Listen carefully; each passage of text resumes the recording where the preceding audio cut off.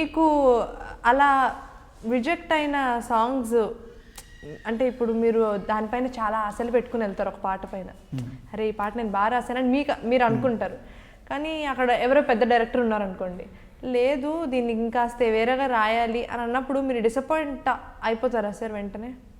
అంటే భావోద్వేగాల మీద నాకు కాస్త నియంత్రణ ఉందండి. అంటే డిసప్పాయింట్ అయిపోయింది, మంచి పాట వదిలేసుకున్నారనో, లేకపోతే నా దృష్టిలో అది మంచి పాట అయ్యి ఉండొచ్చు, వాళ్ళకి నచ్చలేదు అలా అనుకుని నేను రాయగలిగినంత వరకు రాస్తాను, లేకపోతే రాయలేనని చెప్తాను. ఇప్పుడు సింగర్స్ ఇప్పుడు ఒక పాట పాడాలి అంటే డ్యూయెట్ అనుకోండి, మనం ఒక డ్యూయెట్ తీసుకుందాం, ఒక పాట అమ్మాయి అబ్బాయి పాడతారు, షేర్ చేసుకుంటారు ఒక పాట. ఇప్పటి రోజుల్లో ఒకే పాట అమ్మాయి కూడా ఆ పాటని ఒక లైన్ని ఒక అమ్మాయి పాడడం, ఇంకొక లైన్ ఇంకొక అమ్మాయి పాడడం, ఒక లైన్ ఒక అబ్బాయి పాడడం, ఇంకొక లైన్ ఇంకొక అబ్బాయి పాడడం. అది గ్రూప్ సాంగ్ కాదు, నాలుగు గొంతులు ఉంటాయి కానీ ఒక్కొక్క లైన్ ఒక్కొక్కళ్ళు. అలా ఒకే పాటని 4-5 పాడడం, గ్రూప్ సాంగ్ కాకుండా ఒక్కొక్క లైన్లో ఒక్కొక్క గొంతు వినిపించడం జరుగుతుంది. అది సింగింగ్ వరకు అయితే ఓకే సార్. ఇప్పుడు పాట రాయడంలో ఆ మనిషి తన పూర్తి ఆ నాలెడ్జ్ని ఆ బ్రెయిన్ని పెట్టి రాస్తారు ఒక పాటను మొత్తం. అలాంటిది ఒక పాటని ఇద్దరు షేర్ చేసుకుని రాయడం అనేది చాలా పెద్ద పని కదా సార్. మరి మీరు ఈ మధ్య రాసారు అలాగా? అంటే అది మీరు మేఘాలు లేకున్న పాట గురించి మాట్లాడుతున్నారు అనుకుంటా. అదొకటి. తర్వాత నిర్మలా కాన్వెంట్లో ముందు నుయ్య వెనక గొయ్య, ఇలాంటి పాటలన్నీ షేర్ చేసుకున్నప్పుడు, ఇంకా కొన్ని పాటలు భాస్కర్ భట్ల గారు క్యాసెట్లో ఇద్దరు పేర్లు ఉండేటప్పటికి షేర్ చేసుకోవడం అంటే వాళ్ళ ఇంటికి నేను వెళ్ళాం, మా ఇంటికి వాళ్ళు వచ్చో కలిసి రాసాం అనుకుంటారు. అదేమవుద్దంటే ముందు ఒకరి చేత రాయిస్తారు, రాయించిన తర్వాత అతనికి నువ్వు రాసిన లైన్స్ ఇవి నాకు నచ్చలేదు, ఈ కారణం వల్ల నచ్చలేదు అని చెప్పలేక ఇంకొకరి చేత రాయిస్తారు. అతను రాయించింది ముందు రాసిన లైన్స్లో కొన్ని మంచి లైన్స్ వదులుకోబుద్ది అయ్యు, ఈ తర్వాత రాసిన పాటలో మంచి లైన్స్ వదులుకోబుద్ది అయ్యు. తర్వాత క్యాసెట్లో పడ్డాక తెలుస్తుంది ఇది పలానా వాళ్ళు రాశారు అని. అంటే వాళ్ళకి నచ్చిన లైన్లు తీసుకుని అలా కలిపేస్తారనమాట, అలా ఇద్దరు రాసినట్టు. అలా జరుగుతుంది. కానీ నాకు ముందు వెనక గొయ్య తెలీదు ఎలా జరిగిందో.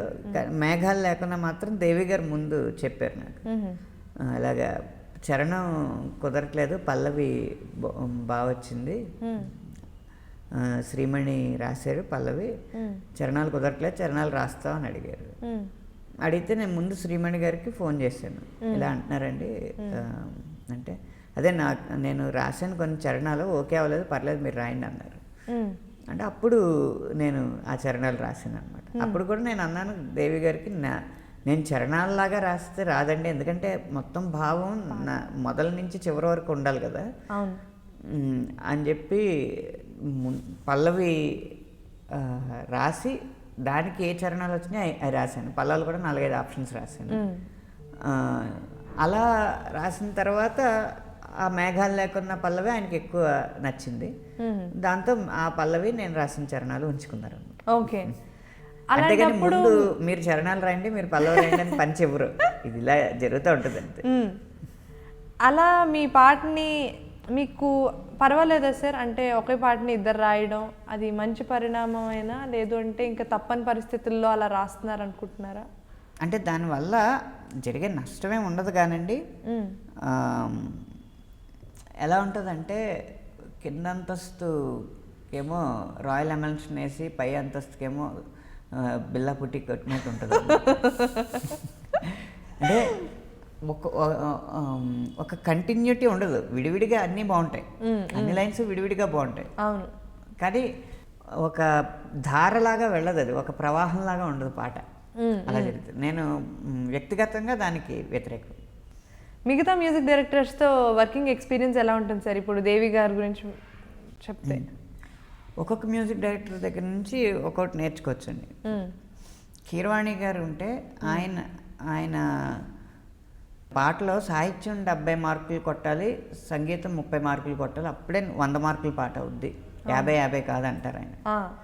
అందుకని ఆయన ట్యూన్ చేస్తున్నప్పుడు ఈ సిచ్యువేషన్కి ఇలాంటి పదాలు ఉండొచ్చు అని అబద్ధ సాహిత్యం ఇస్తారు. ఉదాహరణకి పచ్చబొట్టేసిన పిల్లగాడా నీతో వరకు ఆయన ఇచ్చారు, తర్వాత వేరే లైన్ ఉంటుంది, నేను మార్చి కుదిరేలాగా రాశాను అనమాట. అలాగే అలా కాకుండా నాకు ట్యూన్ రావడానికి టైం పట్టిన లిరిక్ ట్రై చేయండి, మీరు లిరిక్ బాగా వస్తే దానికే ట్యూన్ చేస్తున్నాను, ఆ స్వేచ్ఛ కూడా ఇస్తారనమాట. ఓకే. అలా చాలా సందర్భాల్లో ముందు లిరిక్ రాసి తర్వాత ఆయన ట్యూన్ చేసినవి ఉన్నాయి. అది ఆయన పద్ధతి. మణిశర్మ గారు ఉన్నారంటే మొదటి 2 లైన్లు మ్యాజికల్గా ఉండాలి ఏం చేసినా, అది ఆయన సూత్రం అంతే. ఆ తర్వాత కొంచెం ట్యూన్కి అటు ఇటు అయినా అడ్జస్ట్ చేయొచ్చు. మొదటి 2 లైన్లు నాకు విన్నప్పుడు అలా ఫోనటిక్గా అనిపిస్తే కనుక ఆ పాట నేను ఇంకా మిగతా విషయాలు నేను అభ్యంతరం పెట్టినాను. దేవి గారికి ఏంటంటే ఖచ్చితంగా ఆ లిరిక్లో ఒక నవ్యత ఉండాలి, కానీ ఆ నవ్యత ఇప్పుడు తరానికి దూరంగా ఉండకూడదు అనేది ఆయన. ఎక్కువ ఆధునికంగా ఉండాలి, కానీ చాలా సులువుగా ఉండాలి మాటలు అనేది ఆయన. చమత్కారం కూడా ఎక్కువ ఉండాలి దాంట్లో, కొంచెం సెన్స్ ఆఫ్ హ్యూమర్ ఉండాలి, అది రొమాంటిక్ సాంగ్ రాసినా కూడా అనేది ఆయన ఉద్దేశం. ఆయన అలా రాయించుకుంటూ ఉంటారు. ఇప్పుడు కొత్త డైరెక్టర్లు వస్తూ ఉంటారు సార్. ఈ మ్యూజిక్ డైరెక్టర్స్ వరకు మీరు లిరిసిస్ట్ కాబట్టి మ్యూజిక్ డైరెక్టర్స్ తోటే వర్క్ చేస్తాను అనడానికి లేదు. ఇప్పుడు డైరెక్టర్స్ వస్తారు, వాళ్ళకు కూడా నచ్చాలి పాట, ప్రొడ్యూసర్స్ వింటారు, వాళ్ళకి నచ్చాలి పాట. ఇప్పుడు వాళ్ళందరినీ ఎలా సార్ మీరు ఒప్పించడం కంటే ఏం మ్యాజిక్ చేస్తూ ఉంటారు అసలు? ఇక్కడ చిన్న కిటుకు ఉందండి. ప్రతి సినిమాకి అందరూ పాట గురించి మాట్లాడినా ఒకళ్ళ డామినేషన్ ఉంటుంది. అదొక ప్రముఖ సంస్థ అనుకోండి, ఒక్కోసారి ఆ నిర్మాత డామినేషన్ ఎక్కువ ఉంటుంది. అలాగే ప్రముఖ సంస్థల్లో నిర్మాత అనేవాడు ఈ షూటింగ్ కావాల్సిన ఏర్పాట్లు, రికార్డింగ్ కావాల్సిన ఏర్పాట్లు చూసుకోవడమే కానీ దీంట్లో తలదూర్చుకోవడం అనుకునే వాళ్ళు కూడా ఉంటారు. అలాంటి టైంలో డైరెక్టర్ డామినేషన్ ఎక్కువ ఉంటుంది. అందరూ